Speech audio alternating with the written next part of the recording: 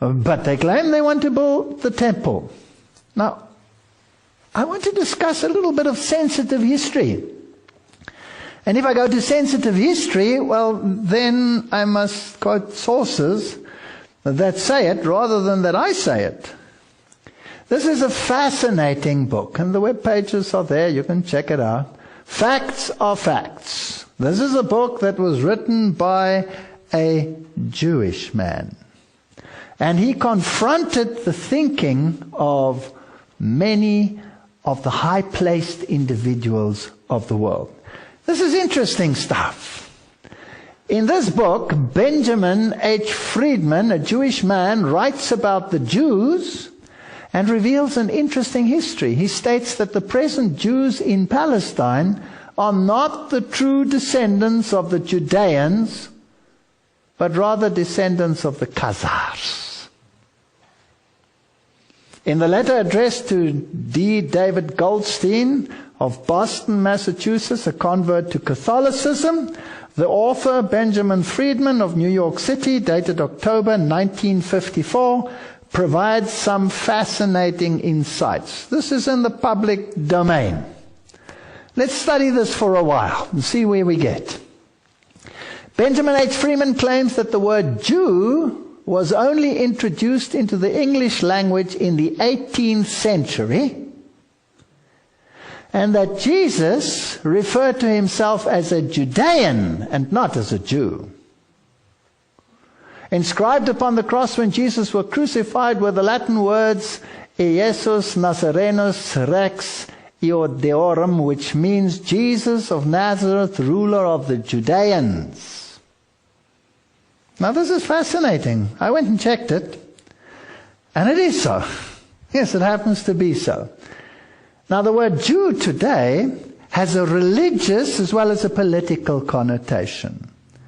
You think of a Jewish entity, a government, but you also think of their religion incorporated at the same time, whereas the term Judean is a geographic connotation. It's a geographic. It doesn't incorporate the religion. It's where he came from. He was from Judah. He was a Judean. He further writes, the form of religious worship known as Pharisaism in Judea in the time of Jesus was a religious practice based exclusively upon the Talmud. The Talmud in the time of Jesus was the Magna Carta, the Declaration of Independence, the Constitution, the Bill of Rights, all rolled into one, of those who practiced Pharisaism. The Talmud today occupies the same relative position with respect to those who profess Judaism. So the rituals and rites that many of them observed were based on the Talmud and not on the Torah. Rabbi Morris, this is all from the source. Rabbi Morris in Kurtzer wrote a most revealing and comprehensive article with the title, What is a Jew?, which was published as a feature article in Look magazine in June 17, 1952 issue. In that article, Rabbi Morris Kurtzer evaluated the significance of the Talmud to Judaism today. In that illuminating treatise and that important subject, by the most qualified authority at the time, Rabbi Morris N. Kurtzer stated, the Talmud consists of 63 books of legal, ethical, and historical writings of the ancient rabbis. It was edited 5 centuries after the birth of Jesus. It is a compendium of law and lore. It is the legal code which forms the basis of the Jewish religious law, and it is, note, the textbook used in the training of rabbis. So rabbis are trained according to the Talmud. And the Talmud has very little in common with the Bible. Then he states, from the birth of Jesus until this day, there have never been recorded more vicious and vile, libelous blasphemies of Jesus or Christians and the Christian faith by anyone, anywhere, or any time than you will find between the covers of the infamous 63 books, which are the legal code which forms the basis of the Jewish religious law as well as the textbook used in the training of rabbis. I don't want to go into it. If I were to put the quotes on the screen, which the Talmud contains about Jesus, you would be horrified. It is some of the vilest statements that I have ever had the dishonor of reading. And this is what their training consists of. He then proceeds to quote some of the most horrendous statements from the Talmud regarding ethical issues, and not only regarding ethical issues, which deal with many, many issues from economics to relations with women, etc., and, of course, the view on Christ. As to the origin of the present Jews in Palestine, he states that those Jews derived from Eastern Europe, and many, many of the Jews that today live in the reconstituted state of Israel come from Eastern Europe, are not descendants of the Judeans or the lost tribes of Israel, but rather descendants of the Khazars. Who were they? They were a nation most people do not even know of. He writes, the so-called self-styled Jews in Eastern Europe in modern history cannot legitimately point to a single ancient ancestor who ever set even a foot on the soil of Palestine in the era of Bible history. Research also revealed that the so-called or self-styled Jews in Eastern Europe were never Semites, are not Semites now, nor can they ever be regarded as Semites at any future time by any stretch of the imagination. What secret, mysterious power has been able for countless generations to keep the origin and the history of the Khazars and the Khazar kingdom out of the history textbooks? Did you ever learn about it at school? I never learned about it. And out of classroom courses in history throughout the world, the origin and the history of Khazars and the Khazar kingdom are certainly incontestable historical facts. You have to do some cross-checking. Even the Jewish encyclopedia is quite explicit about it. This was the Khazar kingdom. Here is the Black Sea, the Byzantine Empire. Here was Persia. And here was the kingdom of the Khazars. It was a massive kingdom. Now let's look at some of this interesting history. The Khazars were an Asiatic nation. And the Jewish encyclopedia states Persian origin that converted to Talmudic Judaism. Now obviously some of the rabbis involved there could have been Judeans and probably were Judean descendants, but their converts are not Judeans. And that had conquered a vast area of Eastern Europe, which was in turn later conquered by the Russians in the 10th and 13th century. So that is why there are so many Russian Jews. Have you ever thought where they came from? Did they escape from Palestine? Were they the lost 10 tribes? Did they emigrate to Russia? No. This is a totally different nation that accepted Talmudic Judaism.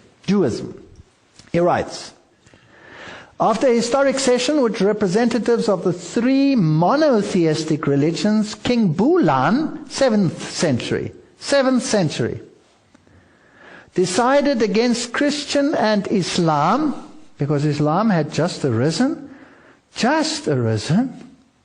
and selected as the future state religion the religious worship then known as Talmudism, and not known and practiced as Judaism, which was totally different, which was based on the Bible.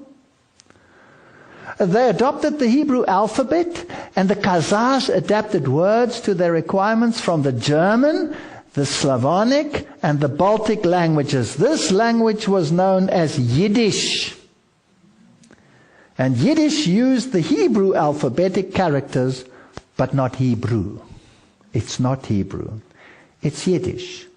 I've always wondered, when I hear them speaking Yiddish, I understand quite a few words. Why? Because I'm German.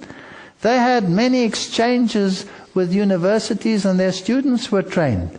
So here is another nation which had occupied this area, and they had adopted this religion and brought rabbis in and trained the people, but they were not Judean. Now let's jump to today. In accordance to this history, the religion of the modern state of Israel is based on Kabbalistic and Talmudic traditions and is far removed from the biblical worship of Yahweh. And if it is based on the Talmud, it is so anti-Jesus Christ that it belies understanding. And here we have, in March 2006, while visiting Yeshiva University at Brooklyn, New York, a Jewish institute dedicated to the study of the what? Talmud. We have Cardinal Kasper. Who's Cardinal Kasper? Cardinal Kasper is the cardinal associated with ecumenism. They are honoring the Talmud together. You see, behind the scenes, there is a pact.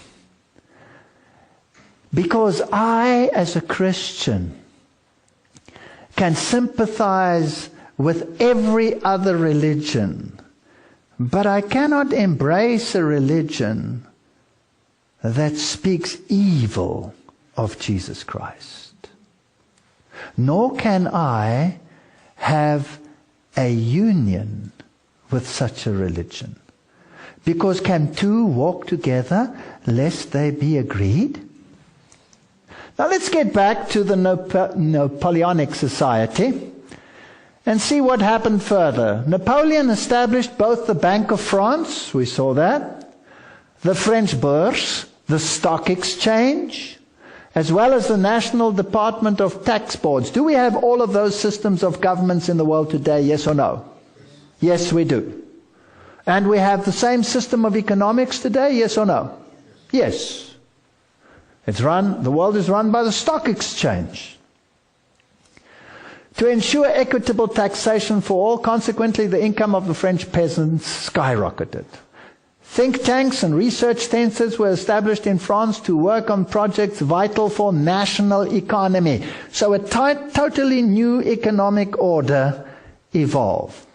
Who started these organizations? We will have to see. Who runs the secret societies today and the secret organizations? Who started them? Who is the instigator? Who's the boss behind the scenes? We will have to see. And maybe we'll get a different picture of what's happening in the world. An industrial board was organized to provide data and information to French industry, as exemplified by the success of the sugar beet farming and the canning industry. In the military, Napoleon pioneered in what we describe today as the principles of war. And did you know that these principles, the armies of today, are based on the organization created by Napoleon for his Grand Army, and it has been used ever since. Who controls these armies?